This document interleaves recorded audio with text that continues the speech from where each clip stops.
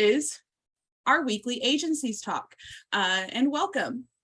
Every week we sit down with Mark DeGrasse, our president of digital marketer, and he gets to chat with agency owners, consultants, and those who serve agencies about what's working now, what's on the horizon, and how we can all win in this big scary game of agency life.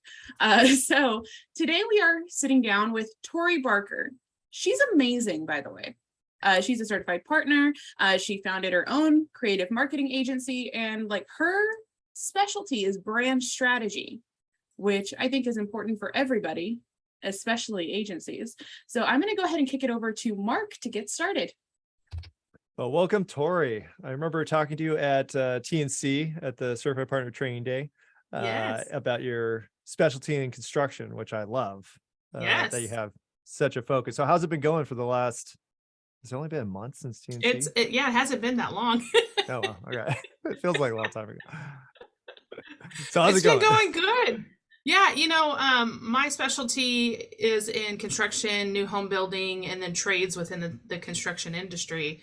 And, it's funny how the industry kind of ebbs and flows, especially home building, right? Right now, everything is talking about, is the recession coming, and what is the home building industry going to look like next year? And so, a lot of the marketing has, everyone's kind of holding on really tight right now because they don't know what to prepare for. And so it's a lot of looking forward and a lot of planning ahead, but kind of moving cautiously in the marketing realm when it comes to the industry that I'm in currently.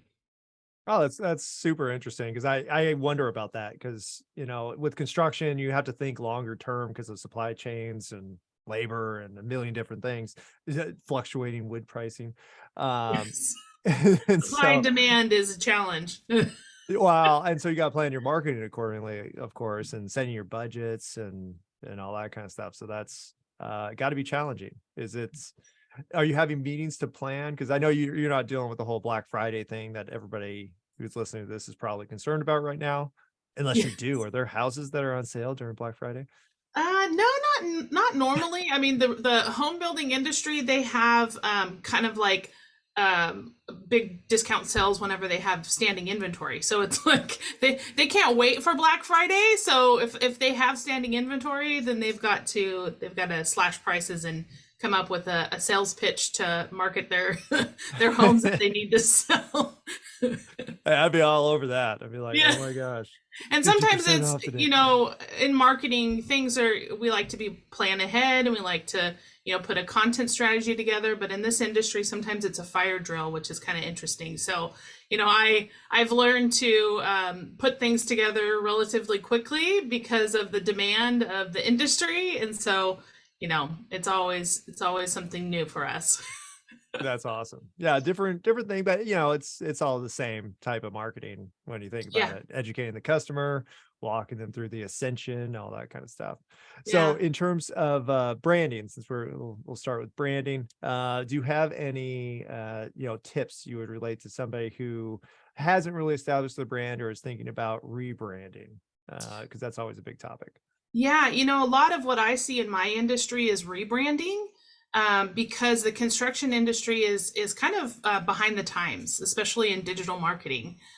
They're like the last adopter in going digital and making sure that their brand is on par. And so a lot of what I get is that rebrand stage. And I had a client recently that came to me. He was an engineer, and he's like, hey, I'm coming up against, or I'm bidding up against some big companies, and my brand is so old. It's like 10, 15 years old. So these companies aren't taking me seriously. And so those projects for me are like super fun, because it's like, okay, let's get creative. I know this is construction, but like we can still look good, people, put your best foot forward. So we recently rebranded his logo, and we're just putting all of his marketing assets together now, and he's working on a big project. So being able to compete against other companies who in this industry have already kind of adopted that forward thinking digital brand strategy is fun for me. So Oh, I love that because I think there's such an opportunity there. Well, and from a marketing standpoint, like they're not super particular about what you do, right? They're kind of Yeah. like, I did this bid and I didn't win because they looked at my website, which was one page made at GeoCities back in 2002 or something. Right. And so I don't care. Just make me look good. And so Yeah. those were always my favorite projects too, because then you get to do something fun without a ton of input from somebody who doesn't know anything Yeah. about branding. Yeah. Uh, Well, and has that it's been in, your experience or? yeah, and it's interesting because, there's two sides of the industry, right? So there's the construction industry, like the engineers and that sort of thing, and then there's the home builders. And the home Mm, builders are like uber focused on the look and feel, right? Because they're selling a home, they're selling an experience. And so a lot of the marketing that you do are these gorgeous photos of model homes. And so, the brand is on point when it comes to that. You got to have the right coloring, the fonts, the language, the lifestyle feel. And so it's like kind of mirroring the two together because those industries, the trades as we call it, they partner with and they work with the home builders, like the lighting companies and the landscape architects, and so it's fun to kind of see the two sides of it because it's like pulling from one to help the other, and then like how can we benefit from this on the other side of things. So it keeps my life interesting, that's for sure. that's awesome. Well, I always love the clients that have photography where they're like, oh, here's all the pictures of this awesome product that we made. And the home builder, it's a home, which is a Yeah. ton of fun to do. So for construction though, because I actually worked with one company that did the concrete slabs that they put up into the warehouses and whatnot. And Yeah. they had tons of pictures and projects of just the construction process. And I said, that's awesome. Like, let's Yeah. just put a case study for every single project that you did. And Hmm. that was all we had to do. And then it fixed the problem.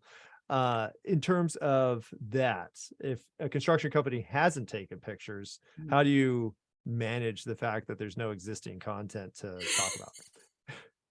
Well, in that case, I say, okay, first plan, we're going to start taking photos moving forward, right? Mhm. And a lot of the companies that I work with too, we try to utilize drone videos. Yeah. So, like if we have land or space that we're developing, and then that's turning into a community where they're building homes or whatever it might be, we use drone video to showcase the before and the after. So a lot of times if they don't have that content already, it's challenging because in that industry too, a lot of it is just like on their cell phone point and shoot kind of stuff. So what we do instead when we don't have the photography is we have to get really creative with the writing, right? Mm, So how we tell the story, we have a lot of like still photos that we can capture, or we'll even go to the company that we're working with, or somebody who is on the job site who may have been a partner with the company that's working, and see if we can pull their photography. And we kind of pull from each other to put that together so that we can create that case study. But yeah, it's a common challenge. They don't have photography, they don't have video, they don't do the drones. And so, a lot of times too, what I've done is like interviewing the owners or interviewing the contractors. And so sitting down with them and having them tell the story, and then we can get like still photos that we can intertwine into the video as we tell the story. But yeah, that's I love it when I come to a client and they're like, we have all these photos and all this videos, we just don't know what to do with it. And I'm like, oh, I'm like a kid in a candy store. I'm like, give me Give me all of it. I'll make it work. No, that's so true. I found that too, where it's like, man, this could be a really long slog. And then they Yeah. have pictures, if nothing else. Really, the content writing you could make it up. And sometimes it's even better because then you could make stuff up, Yeah. interview them, get their input. But at the end of the Right. day, like, what good copy is. And they probably have their admired brands or their competitor they're trying to beat. Or like in my case with the content certification, I say, like, don't look at your direct competitors because they're probably kind of lame like you. Yeah. Let's go Yeah. bigger. Let's go to the Yeah. biggest. Like, who's the biggest guy, or girl in the industry, and then look at them. What are they doing? Because they And you probably know have what stuff. honestly, what I do too is I look outside of the industry because I think Mm, that you can get a lot of new, innovative, creative ideas from people who aren't in your industry because they're doing something different. And then you bring that into your industry and it's like, wow, where did this come from? So it's like, I always tell, people don't, obviously you want to look at what your competitors are doing, but, find something outside of your niche or outside of your industry, because you can, take that information and you can make it your own and it'll be a little bit different and, you'll be better Special. for it. Well, and unique. And I think unique, that's a great hack, because the only trick I've found is that you don't want to ask people just broadly, like, what are your admired brands? Because they'll always say Apple. Like, that's in terms of branding, they'll be like, Yes. well, Apple's my favorite. It's like, it's What else? everybody's. Yeah. Let's get more specific. But that's a great approach. I love that trick. Yeah. Let's see, we do have a question. What are some of the most common branding mistakes for trades or marketing mistakes in general? Let's go with branding mistakes. I would say not seeing the value in a brand. I think that's the biggest mistake. That people think that they can just, take text and make a logo out of it, right? Like, my name is XYZ and that's my brand. So not seeing the value and the importance in it, or investing in building that brand, not only online, but offline as well, right? So the collateral and the assets that they're building, and it's when you're networking in that industry, you want to put your best foot forward. So you have to stop and think about branding if you haven't already done it. Like, if your company's already been moving and you've grown, and I saw this a lot during the pandemic, right? There was companies who said, I've just been getting along as I was doing my business, and I've been successful and I haven't had any problems, but now we're in this virtual world, I've got to start thinking about that. And so I think that's the biggest thing, is you have to see the value and the importance in branding and take the time and invest in that moving forward. Actually, follow up with that, because I had the same issue where somebody wants to rebrand, but they have, I don't know, 50 trucks that have the logo on it. How do you, well, let's say that they don't want to rebrand, but it's obvious that they need to, but they also have this enormous, expense they're going to have with signage and decals and all that kind of stuff. How do you kind of sell them on rebranding if you think it's 100% necessity? I would do a rollout strategy where you take, you prioritize which needs to be rebranded. You go through the rebrand, you do the digital, all that stuff, but then like signage and trucks, and how do you roll that out in phases so that it's less of a financial impact at one time, I think is kind of the best strategy that I've seen to help businesses in that situation. Yeah, it seems like a much easier approach than like, too bad. Well, yeah, most of the time, I know. Here's the big bill, right? You've got to do all of this, and then they're like, I can't afford that. Yeah. Well, they end up stuck. A lot of times what I would do is I would incorporate their existing logo into a newer, more modern version. I usually called it a badge logo, because a lot of people don't have like a square variation of their logo. So you could use some of it and put it in the middle and then make it pretty on the outside. True. That's another trick. But it can be very expensive. I think that's why it's funny when people talk about these big corporations, like, oh, why don't they switch the logo? It's like, oh, because that's $50 million you're talking about to change all of the branding and all of the buildings and all. There's such a big expense to it. That's not the simplest thing in the world. In regards to name, let's talk about that, because a lot of brands, like you said, John Smith Construction, how do you approach that if they want to maybe extract the business owner from the title? Maybe they want to sell someday. Maybe the guy doesn't want to be the face of the company anymore. How do you go about finding a new brand name for an existing brand? Well, that's a good question. A lot of times what I do is look at the industry that they're in, and then the phrases and the wording that's around that, right? So, for example, landscaping, right? So if you want to have a landscaping company, you've got to do some research because, well, first of all, you need to do kind of like your Google research and see who's out there, what competitors you're going to be working up against, what URLs are going to be available. Because if you just say, local landscaper, right? Like, or Rose Premier Landscapes, landscaping. or so trying to, I like to do like creative word finding, right? Where you kind of like put words together, you mash it together, but still make sense. Especially if you're not using a name or a founder's name from the company, you've got to get a little bit creative, but you also have to make sure what's out there, and so that your digital footprint can resonate and it's not going to be overcrowded, right? So if you pick a name and everybody else has that name, like how are you're going to have to like do some massive SEO work, right, to get your ranking up on in Google. So trying to think about keywords or phrases that are within the industry, so extracting that and putting that into a name, and then is it a group, is it partnership, is it LLC, do you throw that in there, like what's going to work best for that company or that industry, and just trying to play with what you have to work with. Like that.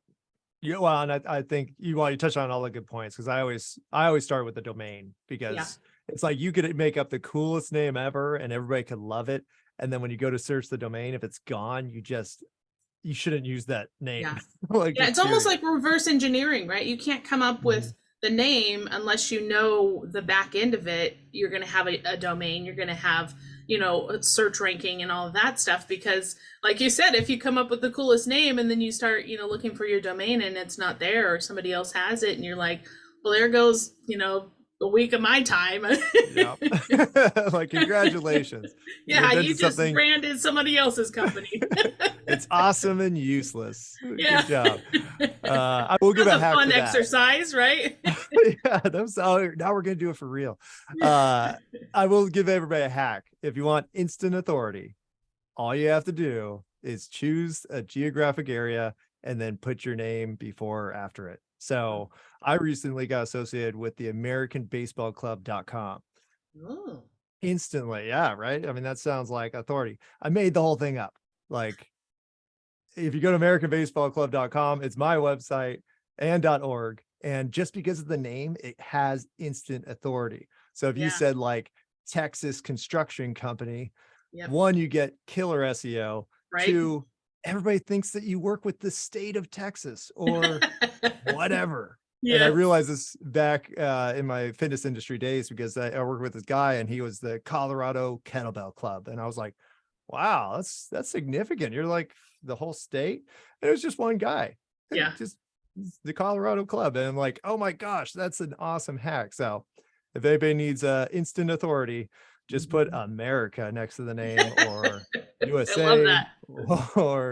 or your local area is probably the easiest way to start ranking. So I have to tell you, domains, like, I cannot get enough of them. I don't know about any other marketers, if that's like a thing. It's like, I swear I own like 100 domains, and I'm like, what am I going to do with all these? I don't know, but they're cool. And I came up with this cool name, so I grabbed it, and I'm like, nobody else is going to have it because I have it, right? Like, then it's like, I keep thinking of all these domain ideas, and I'm like, oh, let me buy this one. Oh my gosh. I'll use it one day. That's like my pet peeve though, when you come up with like, oh my gosh, if I could get this domain name, and you're like, oh, somebody has it. And then you go to search that domain name, like, oh, what did they put there? And there's nothing there. They just are sitting on it like some kind of jerk. Yes, like, seriously. Okay, so that is what happened to me. So my business, creative marketing. So somebody has that domain, and it's like the website is like 20 years old. And I've reached out and I've done all of the brokering and all that stuff to try and get the domain. And so I had to go with local, right? So I had to put Sacramento, because that's my area that I am, my geographic area. So I had to do my domain with that. But I'm like still on the hunt to try and find that person who has my domain so that I can take it back. Well, a lot of times the person will sell it. I mean, say $500 or something. A lot of people will be greedy and be like, I want $50 million. And you're like, no, that's stupid. But a lot of times you could just offer them something reasonable, and they'll take it. And even if it is expensive, let's say I was talking to one guy and he found the domain. I'm not gonna say which domain it was, but he found a really good domain and somebody owned it, and they said, I think they wanted like $20,000, and he paid it. He's like, done. I'll wire you the money right now. And so in some cases, like if you have a domain that's just perfect, then it could be worth spending a ton of money, because you figure, oh, $20,000, so much money. But even in terms of marketing, like a $20,000 contract, that's a good contract. It's not crazy, right? Yeah. Yeah. And if all you had to do was get an authoritative brand name to get that contract, then it was worth it, right? It was worth it. Absolutely. You know, So and if if you anyone love out there knows who owns that domain, no, just kidding. hey, we'll look it up. We'll all harass them like, oh, Yeah, I everybody. thought this was Tori. Never mind. Michelle. Oh, just something funny. If y'all notice, like on Twitter and stuff like that, digital marketer is not digital marketer. It's Oh, yeah. digital MKTR. And it's because some guy on Twitter got to that handle before we did. And when we said something, he's like, shoot me a message. Maybe I'll sell it to you. And Ryan, of course, was like, buy it. And then the guy just like dangled it forever and then never sold it. And now he doesn't even use Twitter. Like he hasn't logged on in almost 10 years. Oh, that's just Well, rude. people get greedy, and it's funny because I worked in real estate when I was in college, and you'd see that with homeowners. Actually, up until recently, when now, you know, housing prices aren't doing great, but when they were, people get really greedy, and they're like, well, what if I got another $100,000, and what if I blah blah blah? And it's a temptation to be like, how greedy can I get? It's like, no, just price it right, and you'll get what you be fair, get. be honest, be fair. You know, and be realistic with you, because I have a pile of domains too where I'm like, oh, someday I'll do this. Most of the time I just tie it to my son's hobbies. I don't know if anybody's realized that, but all of my websites are my son's hobby, because I'm like, we can make a database out of this, and then all the money I'm spending on baseball makes sense. That's why I made the American Baseball Club, if anybody's wondering. I love it. I have a pro 70-foot baseball batting cage in my backyard now, and I'm like, I'm gonna have to do so many affiliate sales to make that make sense. And so we're working on it. Or he's gonna work out this weekend, I'll tell you that much. Yeah. I've got two little boys, and they're starting baseball in the spring. And so I'm thinking too, I have a softball background. So I was a collegiate softball player. Oh my gosh. And so yeah, you're gonna be spending so much so money. my kids are like starting to show interest in baseball. They're 6 and 9. And so I'm like, okay, here we go. And so I'm thinking too, like, do I get a batting cage in the backyard, or you know, what are we gonna do with once we go big, right? And they're oh like, my gosh, that was my wife. She grew up going to the Angel games and doing the score tracking and errors and crap I didn't even know was part of baseball. Like, she knows how to like judge it. And so yeah, we are super duper baseball. And even when we don't have games, like, she'll volunteer my son for other teams. And so there's never a reason not to play baseball on the weekends. And I'm like, oh my gosh, what that we fly to Florida crap. I'm like, okay, this makes sense. Let me promote the American Baseball Club on my agency's talk. All right, back to branding. So what is the next step after? Because I think a lot of marketing agencies use the branding approach to gain clients. And then after they're done with the branding, you could sell them on marketing, which is actually what's going to build the brand. Do you have a methodology of transitioning people from, hey, we made the brand, now let's get you some business? Yeah, I've been doing a lot of it through consulting, and talking to them about, we have all of this stuff that we've put together, right? We've got the brand, we've got the website, we've got, all engines and stuff are firing, right? So now how do we keep that momentum? So yeah, I think I put a plan together over a course of time. I'm really big on, kind of sectioning and phasing out the work that I do with my clients, and, let's look at the big picture and the strategy. And, a lot of times they'll come back to me and work with me because of that. Because if I hand them the brand and I hand them all the stuff, they're going to just fall back into their old ways of how they got to where they were.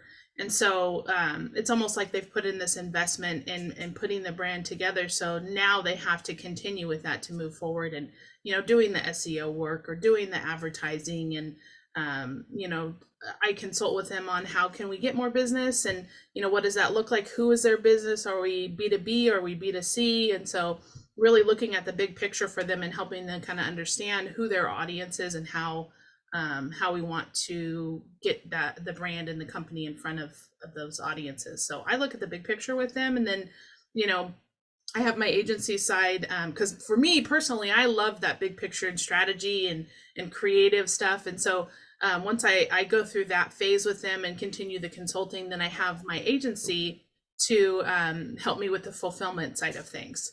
So that's really what I like to kind of work through the process, right? Big picture, and then how can we help? Or if my team and my agency isn't a specialty and whatever it is that we need, then I have networks and partnerships like Digital Marketer that I can refer to. And so that's really fun. You know, being a part of this group is connecting with everybody in the industry who are specialists in certain areas that maybe my team's lacking in. And so it's like, you know, we get to work together, and that's what I like doing. That's awesome. Well, and I think that's, always a goal for marketers is kind of to get into the big picture stuff, outsource the actual doing of that stuff because it's tedious and hard and takes forever. Right. I will say that in the CP program, we do have the 90-day accelerator, which anybody can use, especially after you have done all the branding. Like if you use the 90-day accelerator to sign up your clients, get them rolling in the systems that we teach here at Digital Marketer, you will be so much further ahead of most agencies, because it's good to, transition them into a general, like, hey, we got a market now.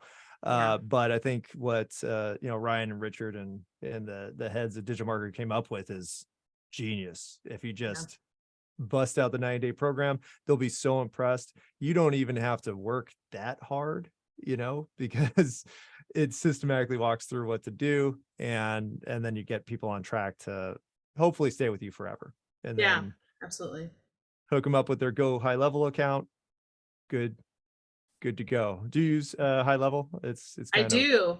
Yeah, I just transitioned a couple months ago into Go High Level, and I've kind of, dabbled in it before, but have really gone in full force here lately, especially because I'm putting together a mastermind, which is kind of focused around that 90-day accelerator program. And so utilizing the platform to trickle out that marketing and building that mastermind group. I think that's genius. And just from somebody, because I had my own agency and I had all my systems and stuff like that, I will say agencies should check out High Level because it simplifies so much. And I think it's so easy to get bogged down in the technical aspects and even the execution aspects of marketing, and instead just use a system like that where it's will just do a lot of the work for you, and you don't have to and think it brings everything together too. You're not piecemealed out into different platforms, and so that's really what sold me on it. And I love the automation piece and the analytics and the tracking, because for me that's like, okay, I can see what's actually working, and I can have things working in the background that are triggered through automations and workflows and that sort of thing. So for me, I always try to obviously use that for myself, but try to get my clients on that too, to sell them on that value. Because a lot of times, like in the construction industry, they don't understand like how things happen in the back end. And so it's like, if we can set up these, like you do the work up front, right? You put the plan in place, you get the email campaigns together, you build your database, you build your landing pages, whatever you might be doing. And then the tool and the platform automates it for you. And it triggers these things as they go. And then you use that data and the analytics to help you with the marketing and the selling. And so it's just phenomenal. I'm a techie geek at the same time as a marketing. Well, and you make money. Yeah, this is my last thing about High Level, just because I like the company. And I think, Michelle, do we have a discount for them? Just so everybody knows, we actually usually partner with companies that we recommend on these things. We don't have a discount available to everyone, but I know that certified partners get like a special treatment. Okay. So yeah, that's I'll stop selling CP and High Level right now, but just so everybody knows, if you are a marketer and you do use High Level and you set it up for people, you actually make money even if they don't keep using you for marketing. So as long as they maintain the High Level account, you could make, it's something nuts. I want to say like $1,000 a month, or there's like it's a significant amount of money, and it's forever as long as they keep using the account. So that's why I recommend that. Sure. But enough selling. I'm like, oh my gosh, I can insert that, but we're a digital marketer and we have awesome stuff, and I would like to tell people about it. Yeah. So actually, let's talk about that just in terms of how you got aware, because you're a new CP. I think you just started was it September or August? I think it was August. Yeah. So how Yeah. did you find out about the program, and how did you kind of, decide to be awesome at it? Yeah, so it's interesting because I was in a mastermind for podcasting because I have my own podcast. And so one of the other guys who was in the podcast is a part of Digital Marketer. And so he and I connect and we're like, hey, let's, chat and see how we can work together and help each other. And, we're networking. And so he's like, oh, you have an agency, you do digital marketing. And I'm like, yeah. And he's like, oh, have you heard of digital marketing? I'm like, no. And he's like, have you heard of TNC? And I was like, no. And so it was like this whole like awareness thing, right? Like, oh my gosh, there's this world and this community of people who are like me that I need to be a part of. So I was referred to a digital marketer and then jumped in head first, right? So, loving the community and the calls and, the trainings and just the frameworks and everything. So I booked my CP day ticket before TNC. I wasn't able to go to TNC for the whole time, but I was able to do the partnership day. And so that's kind of how I came about it. And I'm like, come on, I'm in. I'm hooked. Well, it is nice, and I think the biggest aspect of it is the community side once you're in it, because Absolutely. you could ask anybody anything. And even when I came to digital marketer, I was like, how do you guys come up with these frameworks? Because you've been doing digital marketer for like a dozen years. Like, how could this possibly be relevant if you only did marketing prior to this? And they said, oh, we talked to 120,000 marketers and came up with these frameworks based on 1 million points of data. And I'm like, oh, okay. Yeah. I believe it now. And it's so true, because I had my own agency and I spent so much time and effort inventing my own systems and procedures and methods of marketing and all these different things. And I probably would have been much more successful if I had just adopted somebody else's framework. And of course you'll customize, and you'll hear Ryan talk about that too. He'll say like, hey, here's some tips, take what you want, whatever. And I love that approach. It's very freeing. Well, and that's where I was at with my business too, which is interesting because I was at a point where I was like, okay, I need to come up with an offer. I need to come up with a framework or something that I can sell and grow that. And so I was like, oh gosh, there's so much. I mean, obviously my podcast is called The Creative Visionaries, and I consider myself a visionary. So I have like these big ideas. And so I always, when I talk about offers and frameworks with my team, I'm like, we can do this and we can do that. And I look at all the ideas and the possibilities, and like, then I look at like, how much work is it going to take to build this out? And how long is it going to take to put this together? And so that's when it just kind of fell in my lap, the digital marketer opportunity. And so I'm like, if I had these frameworks that are already vetted and, obviously working, that I can utilize and sell and then customize, to, make it my own, right? That's where the value came in for me, because I was at that point, do I build my own or do I adopt and, just scale from there? So it was like perfect timing. You guys just fell out of the sky for me. Oh, that's incredible. Well, I think, as a agency owner, when you start, you feel like that's what you do. Like, that's how you get successful. You make up all this stuff and then you execute it and so on and so forth.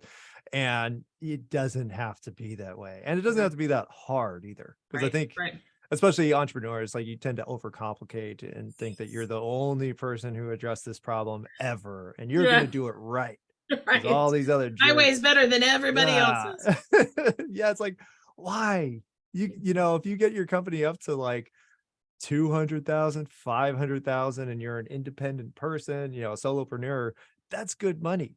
And it's sustainable if you just get to that one point, and then you could scale once you get to like, okay, now I want to grow to 10 million. Everybody focuses on 1 million, but I'll tell you that the math at 1 million means you're probably taking home the same amount as if you were making 250,000, because you have to hire a bunch of people. And Right. so True. what you should be aiming for is higher, maybe not 10, 10's a lot, maybe like 2.5, 5. Like, Yeah. yeah, I think 5 is a good number. 5 is like, okay, you're taking home 500 or 750, and then everything else is going to your operations and whatnot. But yeah, I think don't overcomplicate it. If you're doing less than 250 or something, then I think we probably have the frameworks you need to scale immediately. And like I mentioned, the 90-day accelerator, it's like the simplest thing you could do is just take this one product that we've made and plug it into the services you provide. And now you're not selling people on, hey, I'm going to make this custom approach to doing X, Y, and Z. Sucks up all your time. You don't make more money because of it. And now you're stuck. Yeah. And it takes you away from the business or the clients that you already have, because you're putting all this time and effort into building something brand new. And for me, I'm big on customer service, customer relationships, and having those, authentic relationships with my clients and making sure that they're well taken care of. And so if I pull myself away from that just to like put together this offer that's going to take me, I don't know, 60 days or something, then I feel like I'm not taking care of the clients that I already have. So it's like either you find a balance, right, where you do both and then you're exhausted at the end of the day, or or you don't reinvent the wheel, right? You take something that's tried and true and you just elevate from there and maintain the client and customer relationship that you have. So I love that. Well, and I love the focus on relationships too, because at the end of the day, it's, basically any system you employ, like as long as it's a system, then it's going to do better than no system, which is what most people have, Yeah. Well, I mean, most people, when they look at marketing, they're like, well, I talked to Joe down the street. He does SEO and he says he gets all this traffic. And so I want to do SEO or, social media. My niece went on my website and said, hey, you don't have a TikTok, like what the hell, grandpa, or whatever. Uncle, sorry. Grandpa. Hey, just so everybody knows, everybody still needs to get on TikTok. It's being a dead horse, but we do have a masterclass on it from Maxwell Finn, and it is very good. So be part of the lab, take that class, get started in TikTok. It's not really very hard. It's so much easier. And what I realize is that it's actually a fear component of why people don't get on these platforms, because they're like, well, I just hate social. It's like, do you hate money? Oh, no, you don't hate money. Okay, guess what? You like social. Go ahead and start posting. I think people have a love-hate relationship with social media, especially like nowadays, like social media, like organic social media marketing is such a challenge. And the metaverse, right? Like everything is crazy out there. And so people are like, I put all these posts on social media and nothing happens. And so it's like, how do you talk to your clients about that? Like, how do you educate them on this is the long game, right? I kind of look at it like that. Like, so social media is like the marathon, right? Like you got to work the brand, you got to build the reputation, you got to build the community. You actually have to be in there, right? Like you have to talk to the people. You can't just like spray and pray, right? Like put the stuff on there and just hope something happens. And so that's a lot of like the education that I do. Like when people come to me and they say, oh, we want to do social media marketing. And I'm like, absolutely, let's do it. Let's put this plan in place. We're going to do it. But you're going to have to do a little bit of work too, because you're going to have to respond to the comments and, build a community and have relationships. And in my world, I love LinkedIn. Like LinkedIn is like the bomb for me. And so, cause I get to talk to businesses and other business owners. And so, I'm always in there, and I find myself more so in LinkedIn than I am in Facebook lately, but I'm not mad about it. No, well, the thing is, once you get into it, it's not bad. And really, it's the people who are going to be buying your product, right? I think everybody forgets that. But if you looked at social media as saying that the platform, like your page or whatever, is a booth at an expo. We've all done expos. You have a booth, bunch of people are walking by. Why would they stop at your booth? Right. Is it going to be? Well, because is it your branding, which is part of it? Like somebody could look at the booth and be like, oh, you know what? That's an interesting looking thing. I'm going to go talk to the person. Or is there somebody there smiling at you with a thing saying, hey, check this out. And they do something neat with the thing they're selling. And then you get the eyes on there and then you engage them. Like, I think I just made up that analogy right now, but I think it's a good way to say this is what social is. It's not, hey, I'm going to stand here. Well, why isn't anybody talking to me? I'm doing nothing. Yeah. It's like, Yeah. yeah, of course they're not going to talk to you. You're doing nothing. Like, and you're not active. You know, you're not engaging. You're just standing there. Of course. Yeah. Show me why I should interact with you and be interesting. Otherwise, of course I'm not, because the next booth over has a guy juggling chainsaws. I'm going to go look at that guy. Yes. That's, you know, and maybe it doesn't relate to your product, but maybe he's a lumberjack. And he's like, maybe he is a lumberjack. Oh, look, he missed and the chain stopped. And now I understand his product is about safety for chainsaw guys. I don't know. I just made that up. But, no, that's a concept. But it's, you know, that's what social should be. And I think people just look at it as this tedious, childish pain in the butt that hopefully will go away someday, instead of, no, this is life now. And you better get used to it, because it's not going to stop being like this. No, but I can imagine with construction guys, that's a sell. Oh yeah. I think Michelle was asking some questions about LinkedIn tips, right? Oh yeah. Let's get to that. So some tips, like one of the biggest things now is turning on creator mode, and you have to do that from your mobile device. So if you turn on creator mode, you can create like a video or a recording on it looks like a story on your profile picture. And so you can do like an intro welcome, like, hey, I'm Tori, I'm, creative marketing, blah, blah, blah, whatever it might be. So that sets people apart a lot of the times, doing that creator mode, and that gives you some other insights and information that you can glean on from your profile. The other big thing right now is newsletters in LinkedIn. And so people can take newsletter content or blogs and put them into a newsletter. And the super cool thing about the newsletters is that LinkedIn will actually, so you get people to follow your newsletter. And so every time you publish a newsletter, LinkedIn automatically sends a notification to your followers.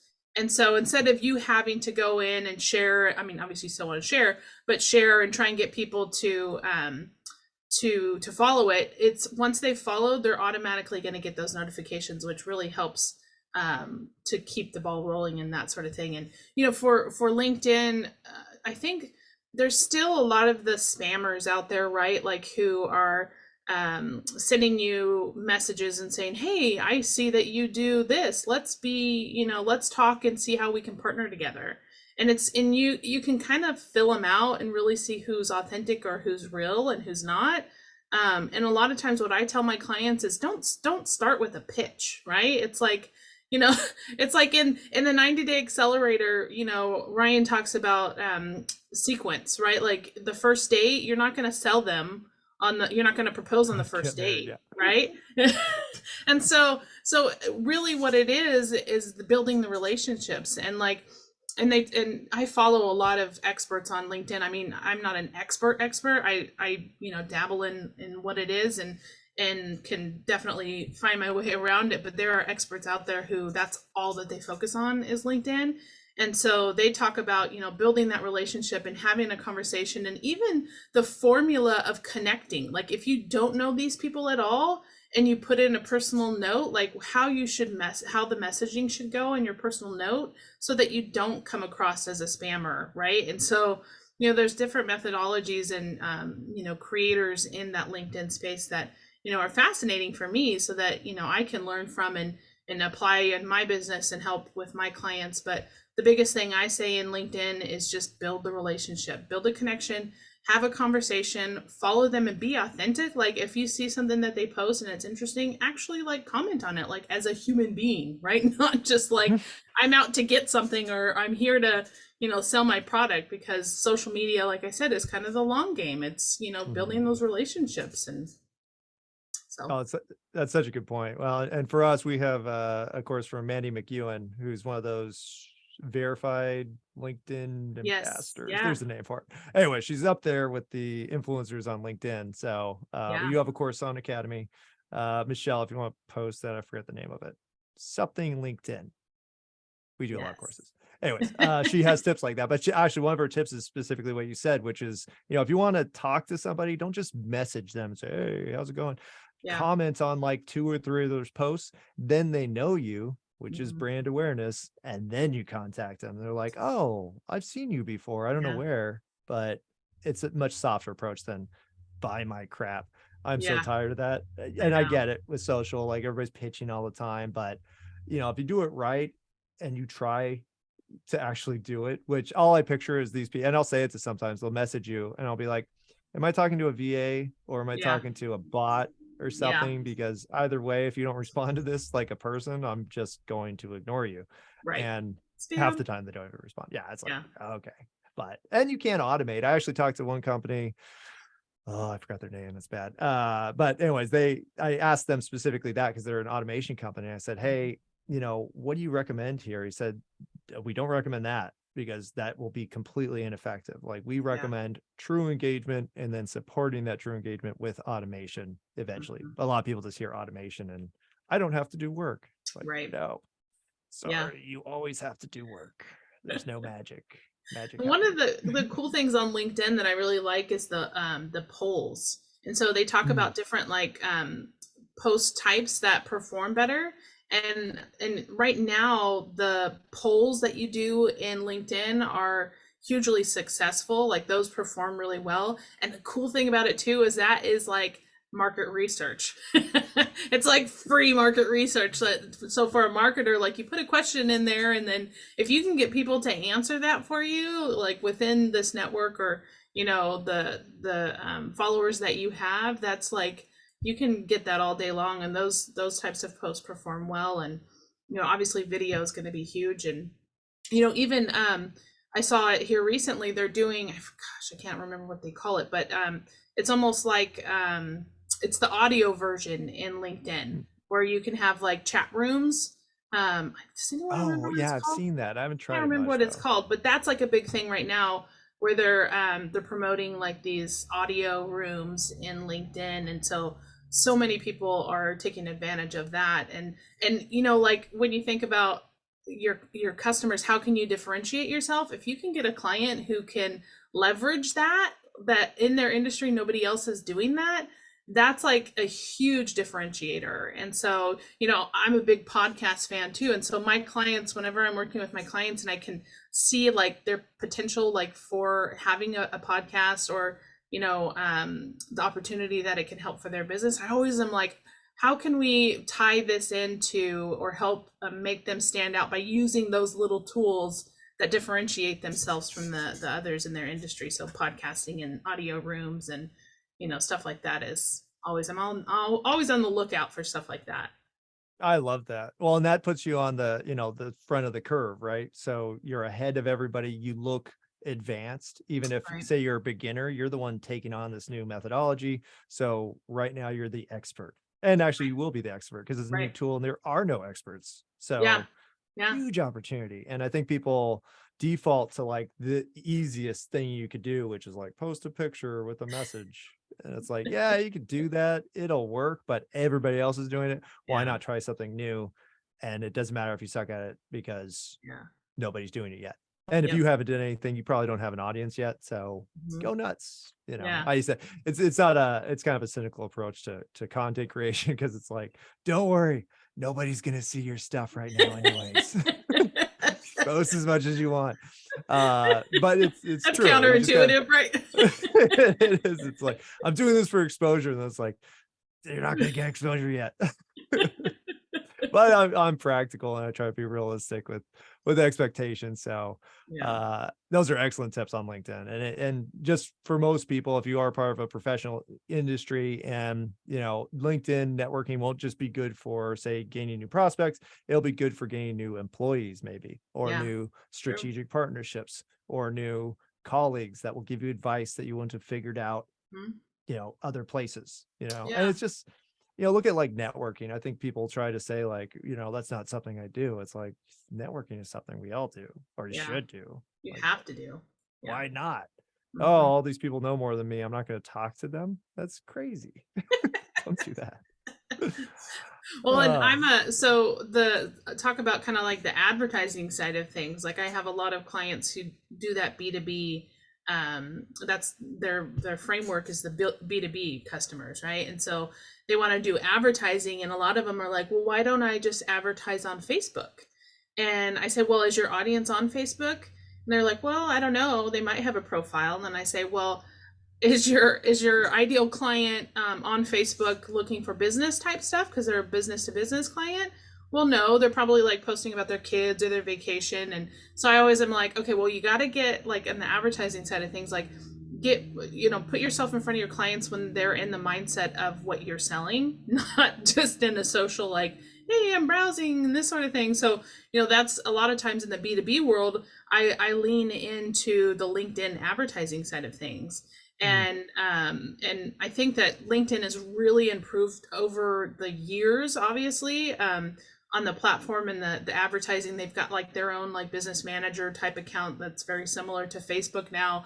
And the audience, like building custom audience and that sort of thing. But it's funny because I'm a part of a CMO group and we talk about like performance, and still the performance of LinkedIn advertising is still challenging. And so I don't know, like I gotta reach out to one of our LinkedIn experts and like really pick their brain on how do we, crack the code on the advertising side of things to make sure that like the cost per click is higher and that you're getting the better engagement. Because in reality, if you're looking at the big picture, like it should be working, right? It should be doing all the things because you've got the right people, they're in the right mindset, you've targeted the audience, the creative is like spot on, the messaging is there. And so it's like, I don't know if it's a platform thing or what the difference is, but that's where a lot of, the things that I'm kind of trying to educate myself on and learn from those experts out there on how do we leverage that? Because that's a huge tool that if we can get it to, work the way that it should be, that it's going to be hugely successful for the B2B world. Well, I think you've provided a wealth of insights and tips, and this has been such a good conversation. I hate to cut it off, but we're at the top of the hour. Where can people learn more about you and what you do? Yeah, so any of the social profiles, you can find Creative Marketing. My website is creativemarketingsacramento.com, or I have a podcast, which is Creative Visionaries. So I'd love for you guys to listen and follow me on all the platforms. I'd love to connect with you and be a part of your network, right? Let's build a relationship. And so everybody needs to be part of CP, just if you didn't get that from this conversation, but Tori came in and now she's doing a million times better, I would say. Yes. Than before. Well, thank you so much for coming on. Thank you, Mark. It's been great talking with you guys and happy to share my story. All right, let me kick it over to Michelle. She'll wrap it up for us. All right. Thank you so much, Tori. It is, of course, always good to see you. You are a bright light and I love it. And for those who are certified partners, just dropping this in there, highly recommend looking up the term LinkedIn inside of the members portal. I did it and there's content in there I totally forgot about that is so useful from other partners and digital marketer team members. And of course, Mandy McEwen about 3xing your exposure on LinkedIn. Found it. Which we all need. And for those who are not certified partners, come check us out. If you're a lab member, workshop is available. Also, for those who aren't engaged, I did post a networking post this morning. So I would hop on that. Topical. Starting to meet other engaged members and just building that wonderful network as Tori and Mark were talking about. All right, y'all. Thanks so much for stopping with us today and have a great weekend. Thank you, guys. Thanks, y'all.